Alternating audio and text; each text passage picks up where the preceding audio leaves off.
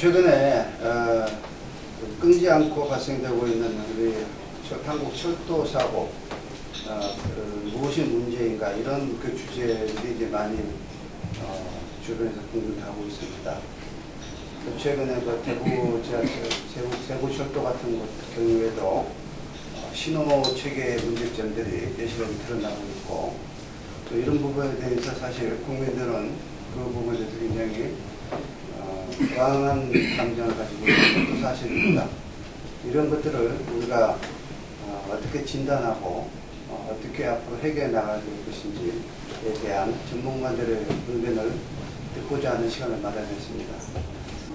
우리가 오늘 이 토론을 통해서 가장 좋은 또 어떤 부분이 우리한테 집중적으로 이 사고 원인들을 막을 수 있는 것인지에 대해서 소신껏 의견을 좀 토론해 주시면 고맙겠습니다.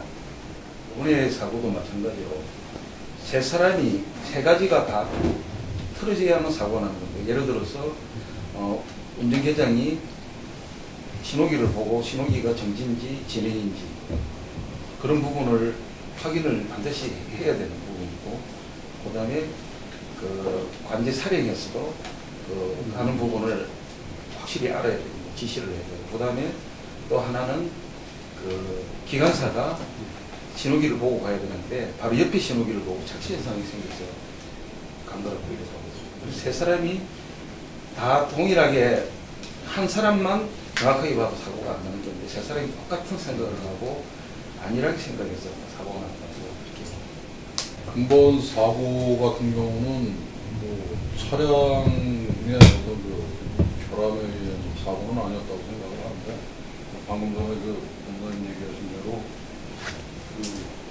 몇 가지의 안 좋은 상황이 같이 겹쳐서 일어난 이런 케이스라고 본다면, 그 몇 가지로 근본적으로 잡을 수 있는 것은 없었을까 하는 그런 측면으로, 시스템 측면에서 뭔가 보완할 수 있는 부분은 없었을까, 이런 측면으로 생각해 보면 아직도 좀 개선을 해야 될 부분도 아직은 좀 있다.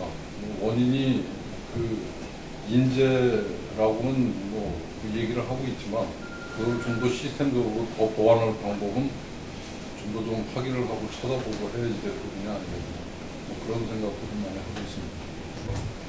최악의 상황인 게, 기관사가 됐건 여객승무가 됐건 아니면 관제에서든 누구 한 사람만이라도 거기에 대해서 주의만 했으면 저 사고는 안 나거든요. 근데 세 사람이 모두가 다 그거에 대해서 다 오류를 보냈기 때문에 나왔던 거고요. 애당초에는 그 지금 쓰고 있는 ATS 신호장치의 가장 큰 문제점이, 기관사가 자기가 맘만 먹으면은 제약을 안 받고 무조건 할 수가 있거든요. 그래서 그 사고가 스위스에서 나온 거하고 스페인하고 2005년에 일본에서 났던 거거든요. 좀 똑같은 거거든요.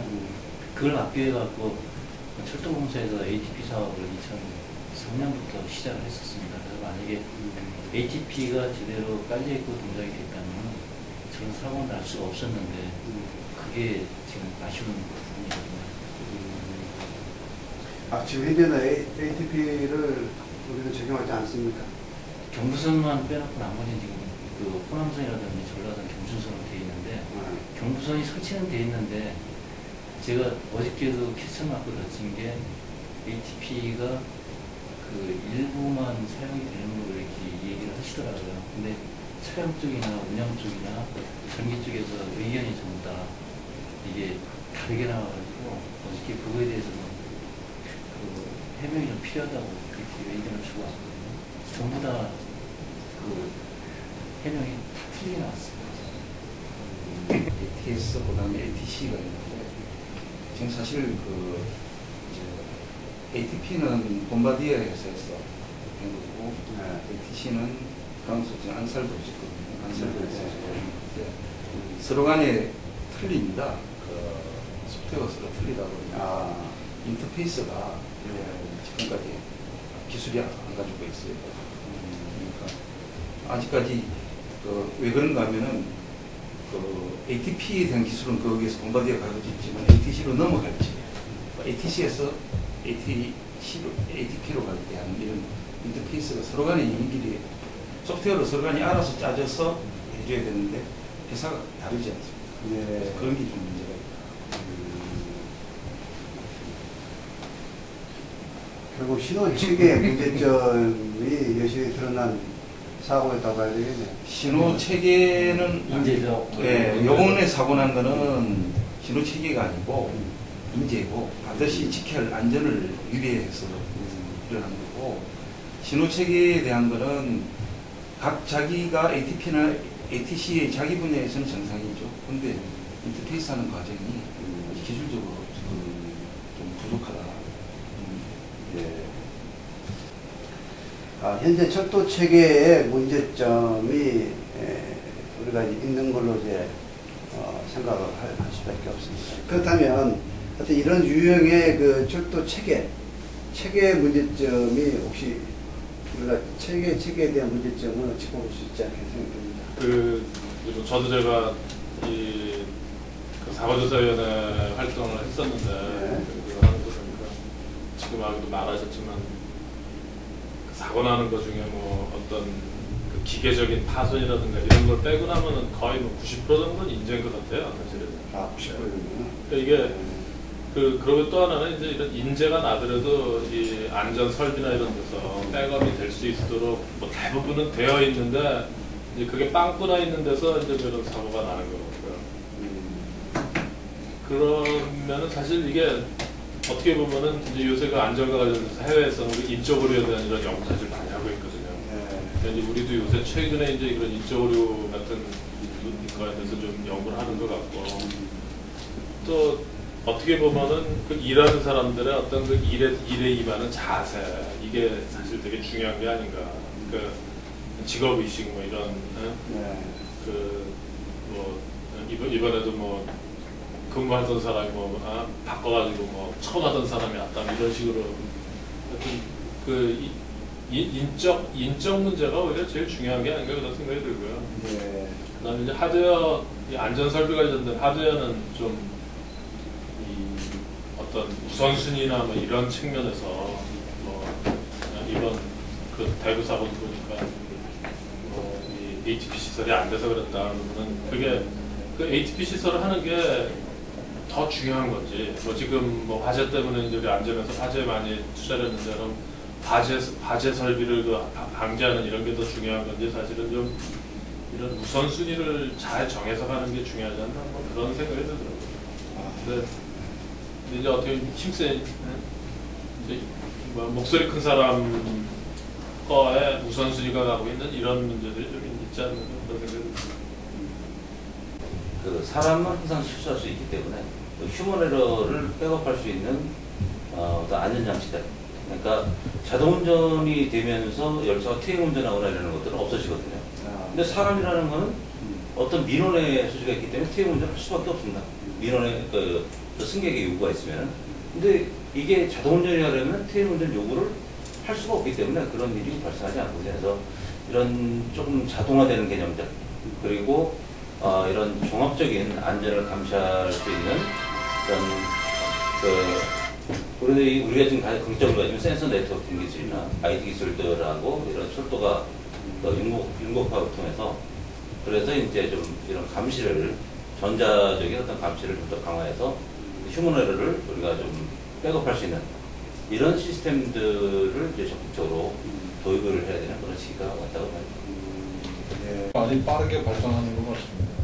이번 같은 경우도 보면 이제 시스템적으로는 사실은 가로축, 세로축으로 다 이렇게 그물망처럼 안전장치들이 돼 있는데 공교롭게도 어떤 순간에 그게 똑같은 에러를 똑같이 일으켰을 때 그 빠지는 그 부분, 이런 부분까지를 메꿀 수 있는 시스템이 정말 어떻게 하면 그거를 보완해서 만들 수 있느냐, 이런 부분도 이제 철도에 하는 사람들 입장에서는 해야 될 부분인 것 같고, 인재라는 부분은 여기에 정확한 표현인지는 모르겠습니다만, 전반적으로 우리나라 산업 분야에 다 그냥 퍼져 있는, 만연하게 돼 있는 그런 문제들인 것 같습니다. 그러다 보니까 그게 잘 고쳐지지 않고, 그걸 보완하기 위해서 시스템적으로 계속 보완을 해 나가는 과정에서도 어떤 순간적으로 그런 게 탁 튀어나오면은 대응이 잘 안 되고 하는 부분이고, 같이 있는 거 아니냐 하는 생각이 많이 듭니다. 그 교육만 시켜서 되는 게 아니고 시스템상으로 좀 새로운 발전을 시켜야 되겠다. 이렇게 예를 들어서 이제 보건소에서 본선 쪽으로 갈지게 기관사가 맘만 먹으면 찢어서 들어갈 수가 있어요. 그래서 그런 부분에 대해서는 새로운 시스템으로 연구를 해서 국가에서 좀 협조가 있고 해서 그 부분을 새로운 개발을 해야 되지 않겠느냐. 소프트웨어 쪽에서 수련도 좀 하고 있어요. 안전 설비를 새로운 안전 설비를 만들어야 되겠다. 기계적으로나 하여튼 그 인간이 안 들어간 상태에서는 거의 완벽한 상태이기 때문에 대형 사고라는 불가능하거든요. 근데 이제 문제는 사람이 들어갔을 때는 꼭 이게 그 원칙대로가 안 된다는 이런 문제점이 자꾸 발생이 돼가지고 이제 나오는 데다가 특히 이제 일하시는 분들 보면은 거의 밤에 12시부터 4시 사이에 대기하고 있다가 들어가거든요.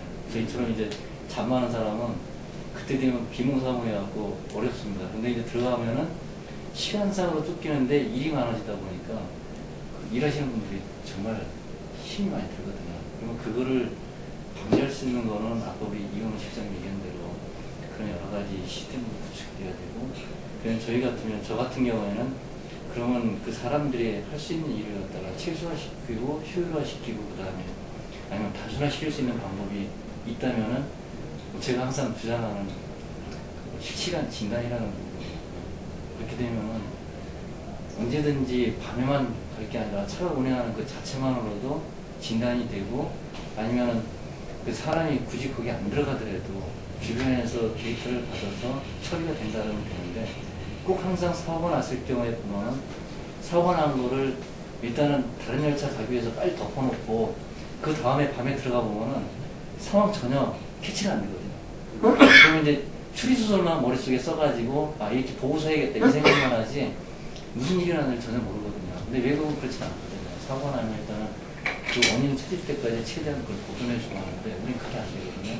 그 안 되는 거를 해결할 수 있는 거는 결국은 진단할 수 있는 방법을 찾아야 되는데, 얘기대로 KTX 지금에도 제가 얘기 드렸듯이 한 425개 정도 데이터가 있는데 이 데이터에서 아주 위험한 거 그거 한 15개만 지금 통신만 빌려서 쓰고 나머지는 차 다 운행 끝나고 나는데 그거를 갖다가 보고선 검토하다 보니까 때로는 아마 차량하고 신호하고 싸움도 많이 하는 게 신호에서는 이상이 있어서 했는데 차량에서 나중에 보서는 이상이 전혀 없거든요. 그러면 신호가 잘못됐다, 차량이나 이런 얘기가 많이 나오는데 결국은 이거를 실시간으로 할 수 있다면은 충분히 사고를 막을 수 있는데 문제는 실시간 하기 위한 네트워크 구성하기 위한 그 기본적인 인프라, 또 주파수 있고 하는데 주파수가 없다는 거예요. 그 부분이 된다면은 충분히 가능하고, 그 다음에 유럽이 이제 GSM 써가면서 하고 있지만 거의 대부분이 진단이 다 있다 보니까 GSM 가지고 운영하면서 차량에 대한 사고 건수가 지금 거의 없습니다. 저희는 만약에 LTE가 된다면 걔들이 갖고 있잖아요. 영상까지 된다면 거의 완벽하죠. 철도 신호 체계와 통신, 이것이 사실 이제 외국 기술에 의존하다 보니까 또 이런 것들이 일어나지 않고 또 통신 방식이 다르다 보니까 이런 체계가 이제 혼선이 올 수밖에 없는 그러한 구조를 가지고 있는 게 이제 우리나라의 현실인데, 이런 구조들을 이제는 어떻게 그 방향을 나가야 될 것인지, 과거처럼 검증됐으니까 그대로 그냥 할 수는 없는 입장이시고, 또 외국사의 그걸로만 의존할 수 없는 입장이고, 그래서 이런 부분이 조금 이제 하나의 통로가 되면 하나가 조금 사고를 줄 수 있는 예방책이 되지 않을까, 이런 생각도 해봅니다. 그래서 앞으로 그런 예방을 위한 과제, 어떤 것이 우리가 필요한 것인지, 그래서 우리 패널들 한 마디씩 한번 해주시면 좋겠습니다. 일반 간선철도는 ATP를 기본으로 가자 하는 이런 얘기를 많이 했었고요. 그다음에 이제 도시철도 부분은 지금 그건 공단이 하던 일은 아니지만 하여튼 일단 CBTC라든가 이거를 하려고 하고 있는 것 같고요. 근데 또 고속철도는 지금 사실 ATC가 지금 돼 있고, 근데 그 ATC도 저는 뭐 그게 앞으로 얼마를 갈 건지 계속 ATC로 해가지고 이제 뭐 프랑스 앙자도기스를 얽매여 갈 건지 아니면 어느 시점 되면은 KLTCS가 개발이 되면 그걸 바꿀 건지 그런 총체적인 마스터 플랜이 좀 필요한 게 아닌가 이런 생각이 들고요. 그리고 가급적이면은 좀 표준화하고 이 도시철도 쪽은 특히나 이제 업체마다 이렇게 틀린 이 부분은 진짜 큰 문제 같으니까 그 어떤 하나 뭐 빨리 KLTCS 개발하셔가지고 거기에 대해서 그 통일을 시키는 거는 상당히 중요한 일이 아닌가 생각합니다. 이 도시철도 같은 경우에는 지자체에서 지금 건설하고 운영하기 때문에 국토부가 이걸 통제할 수 있거나 아니면 이거를 마스터 플랜을 다 만들 수 있거나 이런 구조는 좀 어렵습니다. 그래서 그렇다 하더라도 어차피 이제 국토부가 많은 정책적인 리딩을 해야 되는 기관이기 때문에 각 운영하고 있는 운영기관들하고 연계해서 전체적인 앞으로의 그 신호나 통신이 가야 되는 비전과 어떤 방향성에 대한 거를 좀 제시를 빨리 해야 되고 그리고 그걸로부터 연차적으로 어떻게 갈 것인지 그리고 예산이나 이런 것들 어떻게 할 것인지에 대해서 지자체하고 협의하는 그런 것들이 조속히 좀 이루어져야 된다고 보고요. 그리고 이제 이런 개발을 하는 데 있어서도 그 전체적으로 그 획일적인 어떤 그런 시스템으로 가기는 쉬운 문제가 아닐 수 있습니다. 그래서 그 기존 시스템에 대해서 어떻게 하면 안정화시키고 이걸 보도할 것이냐에 대한 그 하나의 트랙하고 그리고 새로운 그 무인에 대한 시스템에 대한 그 개발을 해서 보급하는 그런 그 투 트랙으로다가 진행을 해가면서 궁극적으로는 하나의 좀 전체적인 통일감 있는 그런 시스템이 그 전체 확산되는. 그래서 맨 처음부터 모든 거를 새로운 첨단 시스템으로 깔겠다. 그거는 뭐 천문학적인 예상과 많은 시간이 투입되기 때문에 그렇게 욕심내는 거는 상당히 무모한 그런 문제가 될 수 있습니다. 그래서 이 로드맵을 너무 시스템적으로만 갈 게 아니라 기존 시스템에 대해서도 당장 어떻게 할 것이냐에 대한 고민이 여태까지 좀 너무 없었고요. 거기에 대한 고민들도 좀 적극적으로 해야 되는 그런 시점으로 생각이 됩니다. 지금 우리 철도에 보면 일반선으로 보면 모든 게 굉장히 많습니다.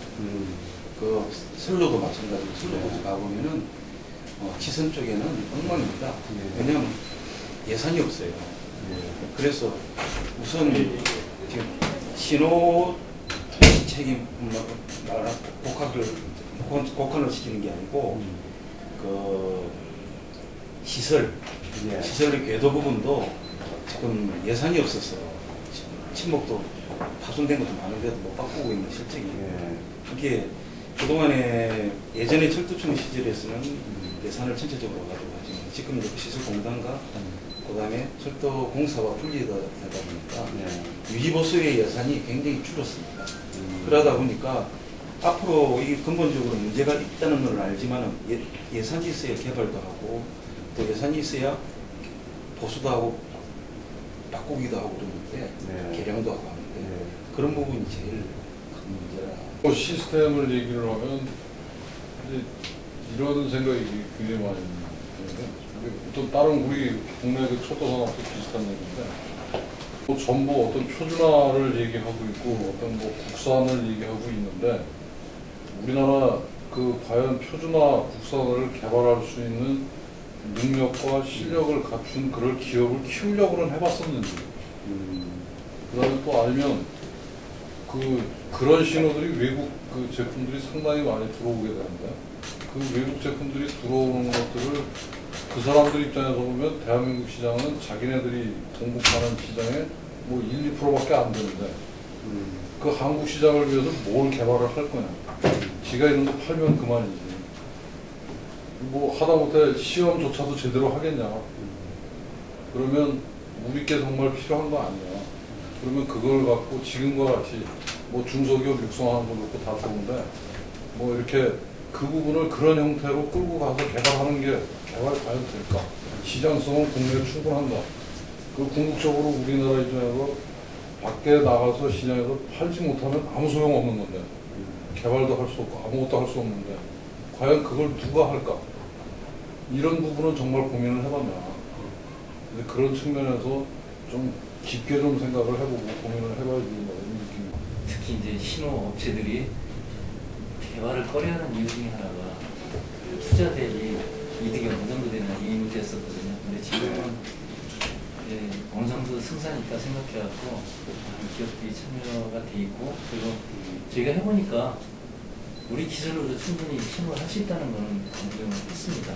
근데 저는 제가 신호하면서 신호가 중요하다고 지금은 더 이상 얘기를 안 하는 게요. 그걸 하다 보니까 결국은 신호는 하나의 극히 일부 응용 파트밖에 안 되거든요.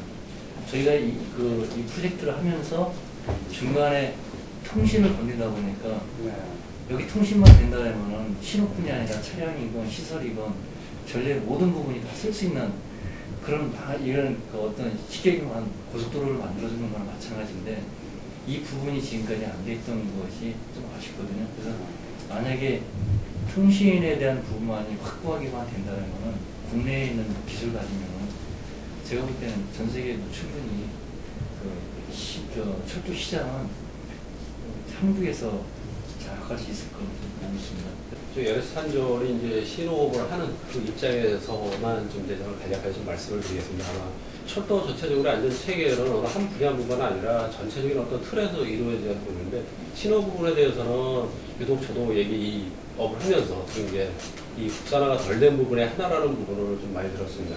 그게 이제 조금 전에 우리 장사님께서도 말씀하신 것처럼 실질적으로 이 업을 하는 기업에서 많은 비용을 투자해서 그런 부분을 할 수 있는 여건 자체가 상당히 조금 안 되지 않았나.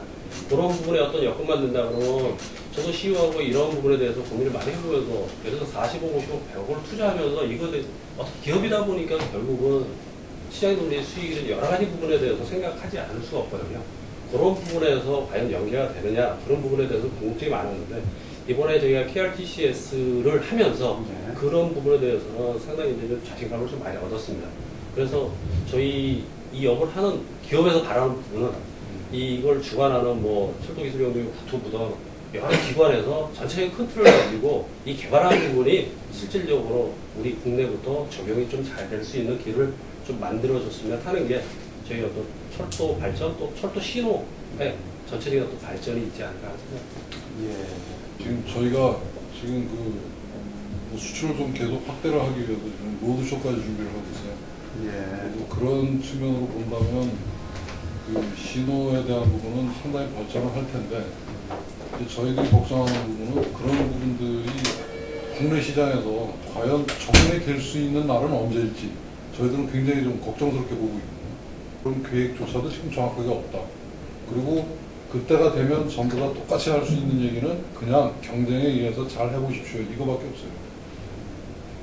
그게 지금까지 개발하는 데 대한 어떤 인센티브인지는 잘 모르겠습니다만, 그런 부분들이 좀 제도적인 정비도 좀 필요한 거 아니겠냐. 부장님이 얘기한 부분하고 비슷하게 통하는 부분인데, 그걸 쓰고 안 쓰고는 지자체 마음이고요. 그걸 할 건지 말 건지에 대한 부분은 국토부에서도 뭐라 얘기할 수 없는 부분이고, 또 국책연구과제로 개발을 했다고 하지만 거기에 대해서 어떤 그 개발한 그거에 대한 인센티브가 있느냐 하면 그런 것도 없는 거고. 지자체에서도 이제는 이제 하겠다는 의미가 지금 나오고 있는데, 국토부에서도 지금 노선을 몇 개 잡아놨어요. 근데 중요한 거는 우리만 혼자 가는 게 아니고 어차피 통신망을 안 바꿔놓으면 이게 나중에 문제가 되니까 조건이 하나가 항상 붙는 게 있거든요. 주파수만 받으면은 시범사업을 하는데 주파수가 없으면은 받을 때까지 기다려라. 이게 이제 국토부의 지원이고, 말 그대로 국토부에서 노선을 2개에서 3개 정도 이미 뽑아놨거든요. 그리고 저희가 가장 최근까지 공조했던 게 신림선이거든요.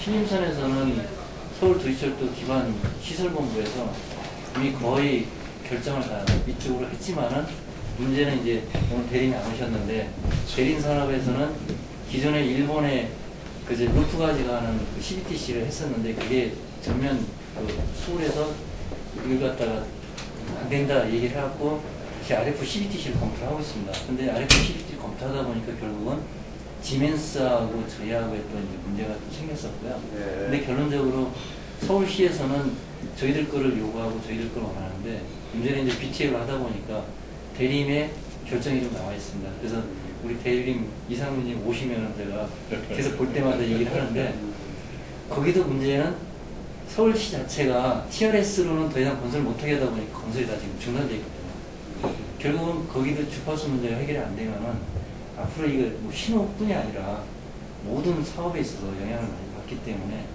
그래서 제가 그렇게 주파수하고 문제는 서울시 요건이 돼요. 예. 서울시건 국토부건 아니면 지자체는 어딜 가든지 주파수 돼 있냐. 오늘도 저희 공정에 하는데 첫 번째 질문이 주파수 됐습니까? 이 질문부터 나오는데 제가 뭐라고 얘기를 못 하겠더라고요. 그게 어려워요. 우리가 이제 철도 산업을 보면 이제 여러 가지 기저의 장치가 많이 장착된 산업이지 않습니까? 건물도 들어가고 여러 가지 시설이 들어갑니다만은 이제 그런 과정에서 이제 부품이라는 어떤 하나의 문제점들이 우리가 갖고 있는 산업에 영향력을 가지고 있는데요. 지금까지 얘기하신 중에 부품에 대한 얘기가 빼놓을 수 없는 얘기라고 볼 수 있습니다. 그래서 외국산 부품에 대한 그 성능, 품질 등을 확인할 수 없는 것도 주요 요인이다. 무조건 뭐 그쪽에 사용했기 때문에 쓴다. 이런 개념으로 우리가 철도 산업이 지금 왔다고 볼 수 있습니다. 그래서 이런 외국산 부품에 대한 기술 평가와 같은 인증 시스템이 있어야 한다고 생각이 저는 들고요. 또 그러한 것들이 국산하고 국산 개발하고 어떻게 접목해서 점차 국산화로 갈 것인가. 이것이 이제 우리 철도 산업이 발전해 나가야 방향을 생각이 듭니다. 그런 측면에서 이제 우리 이제 R&D 담당하고 있는 이효도 실장님이 먼저 한 말씀 하시면 좋겠네요. 예. 최근 이제 철도 안전법이 개정이 됐고 내년 봄에 예. 이제 시행이 되는데 그 개정된 철도 안전법에는 이제 외산 부품의 경우에도 들어오는 경우 국내 부품과 동일하게 다 시험 성적이나 인증을 받도록 그렇게 지금 개정이 되어 있습니다. 그래서 내년 봄부터 들어오는 모든 부품들은 다 이런 국내 부품과 동일하게 시험 성적을 발급받아야 저희가 적용할 수 있는 이런 형태로 갈 거고요. 그리고 이제 이런 그 부품들이 이런 부품들 개발하는 이제 것들이 그 수입을 대체하는데 모든 부품을 대체할 필요는 없다고 봅니다. 예를 들어 국내에 어떤 시장이 작다 보니까 시장성이 없는 그런 부품들은 외국산을 쓰는 것도 무방하다고 보고요. 다만 이제 부가가치가 있고 우리가 기술 종속이 심화될 수 있는 그런 주요 아이템에 대해서는 국산화 개발을 좀 빨리 서둘러서 우리 이제 관련 기업들이 경쟁력을 갖출 수 있도록 그렇게 좀 추진하는 게 필요하다고 봅니다. 근데 이 과정에서 중소기업만의 문제는 아니고요.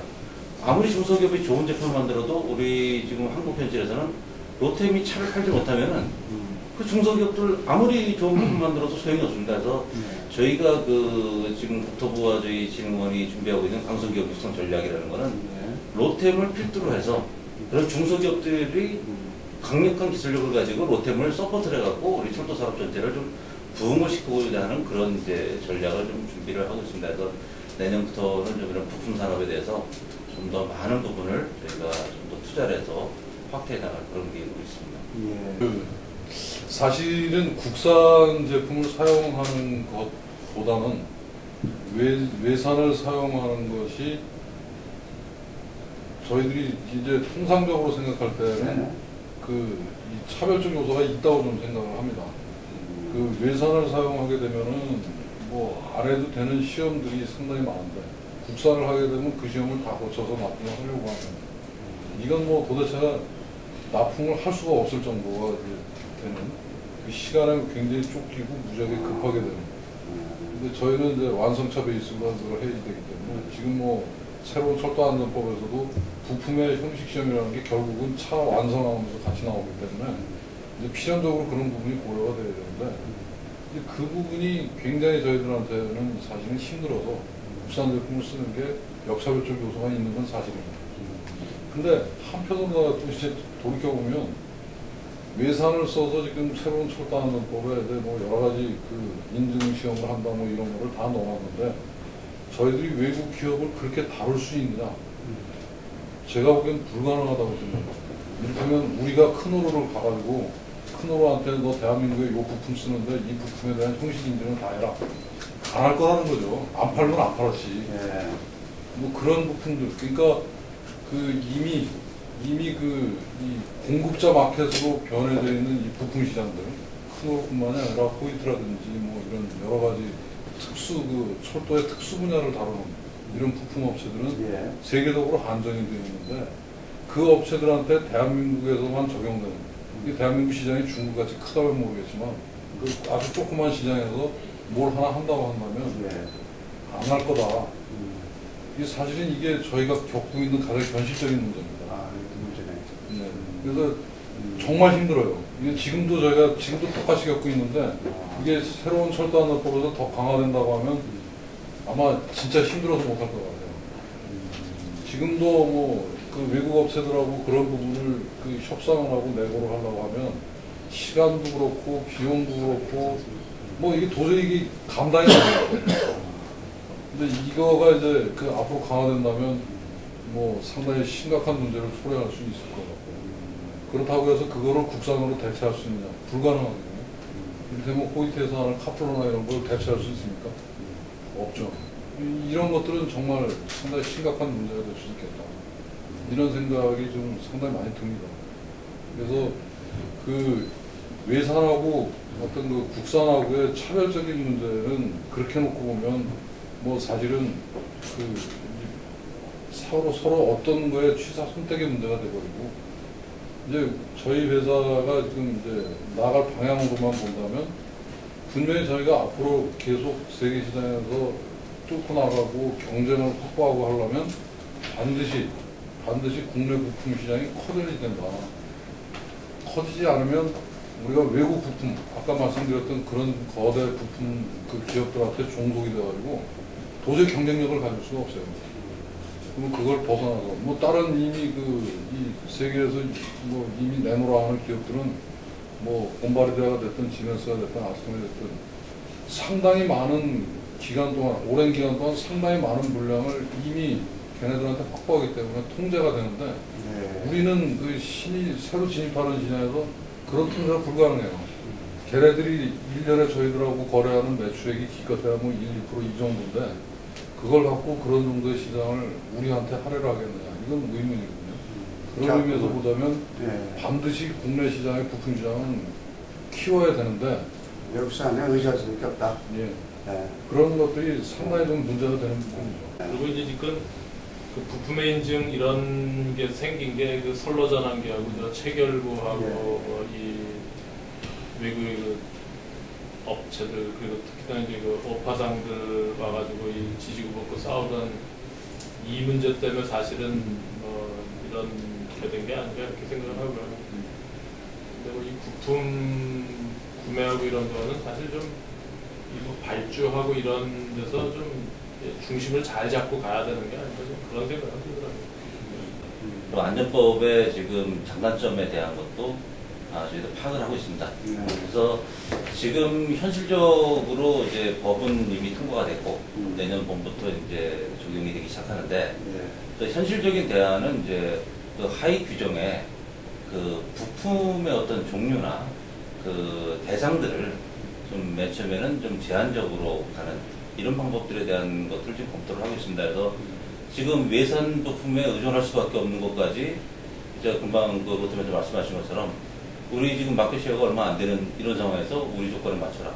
그럼 부품을 안 줄 거란 얘기죠. 그런 부품들까지 여기다 포함시켜서 가고자 하는 그런 거는 좀 아닌 것 같고요. 그래서 그 하위 규칙에서 그런 부분들을 좀 제한적으로 해서 우리 국내 여건을 봐가면서 좀 조정하는 그러니까 하위 규칙은 이제 국토부 구령이나 아니면 이제 그 정도 수준으로 내려오면은 이제 개정이나 이런 것들이 좀 자유롭기 때문에 융통성 있게 좀 운영하면은 어떤 기업의 어떤 애로사항과 그리고 외국 부품하고 국내 부품하고 어떤 차별, 역차별되고 있는 그런 문제들 이런 것들을 같이 좀 해결하기 위해서 좀 저희가 지혜를 모아서 그런 방향으로 좀 가는 게 맞지 않나 이런 생각이 듭니다. 소요가 많은 거는 계속 만들지 모르겠지만 별로 안 되는 부분에 대해서는 단종이 될 우려가 있습니다. 그럴 때는 볼트나트 몇 개가 없어서 차가 못 가는 현상이 생길 수가 있다는 거예요. 그래서 이 국산화를 하면은 이 볼트나트 얼마 되지도 않는 것 같고 국산화를 하면 연구하고 뭐 강도고 뭐고 다 준비를 한다면 많은 돈이 들어가는데 돈이 들어간 것만큼 자기가 뺄 수가 없습니다. 그래서 그런 부분에서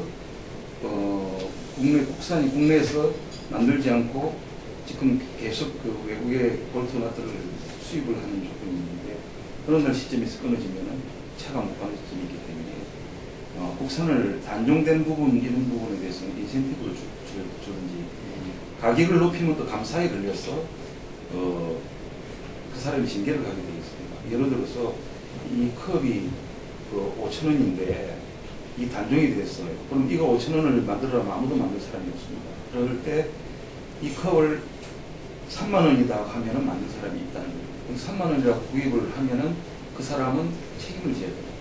예, 그런 부분이 앞으로 많이 있기 때문에 나중에는 이제 KTX 벌써 10년, 20년이 이제 다들 개발한 거는 우리 1단계, 2단계 거는 우리 저 KTX 가진 1단계 가지고 이제 KTX가 한 20년 전에 거거든요. 근데 부품이 한계가 있다는 방법이. 그래서 이런 부분을 인센티브를 주든지 아니면 회사에서 지원을 예산을 지원을 해서 만들든지 그렇지 않으면은 단종된 부분에 대해서는 고시를 해서 어느 선까지 가볼 수 있도록 그렇게 하는 방법도 필요하다. 그래야만 이 국산화가 계속 움직여서 만들어지지 않습니다. 뭐 프로폴션 시스템 추진자 장치를 제외하고 나머지 부분들은 쓸 수밖에 없는 제품들이 상당히 많아요.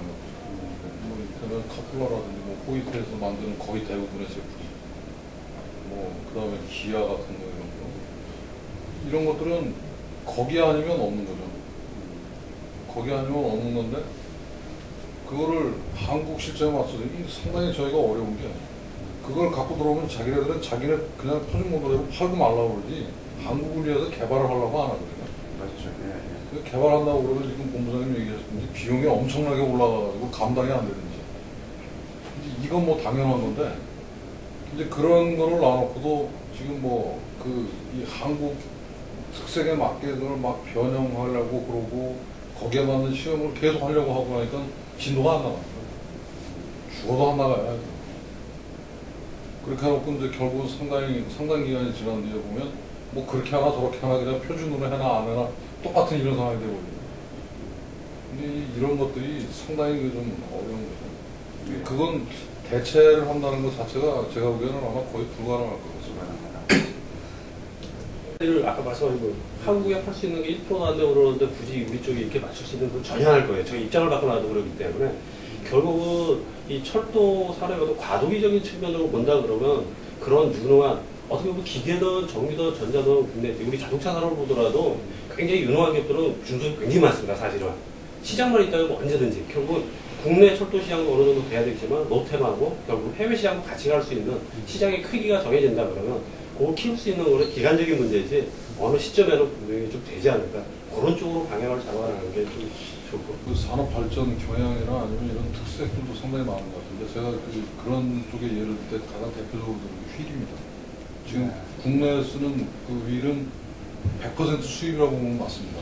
과거에 지금 과거에 기아 특수관 이게 뭘로 했다가 지금 아예 철도 그 휠 산업을 접어버렸어요.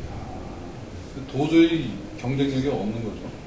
근데 그 휠의 가장 기본적인 문제는 단조물로다가 해서 나와야지 뽑아놔야지 되는 건데 이게 이제 철강 산업하고도 관계가 있고 우리나라에 그거를 몇 개 뽑아가지고 수지를 맞출 수 있느냐 이것도 상당히 큰 문제죠. 그러면 결국은 이거 갖고 수출을 해야 되는데 그럼 수출할 시장은 있냐? 이미 다른 나라들이 선점하고 있는 데서 뚫고 나가기는 굉장히 어렵다. 이런 것 때문에 이게 발전이 안 되거든요. 그러니까 결국은 지금 현재로 보면 휠을 다 수입하는 겁니다. 근데 과거에 그러면 그 산업을 육성할 때 그 부분을 어떻게 했었으면 될까? 만약에 그런 그 국내에서 소요되는 것뿐만 아니라 모든 걸 갖다 가격 정책이나 아니면 그 다른 이 국산화 정책으로 해서 많이 그거를 밀어줬으면 지금 있겠죠. 지금 아마 살아 있을 수도 있는데 뭐 없는 겁니다. 지금 이 휠앤엑셀에 대한 산업은 대부분 다 지금 보면 지금 서유럽에서 동구권으로 지금 넘어가 있는 상태예요. 예. 대부분 그렇게 들어가거든요.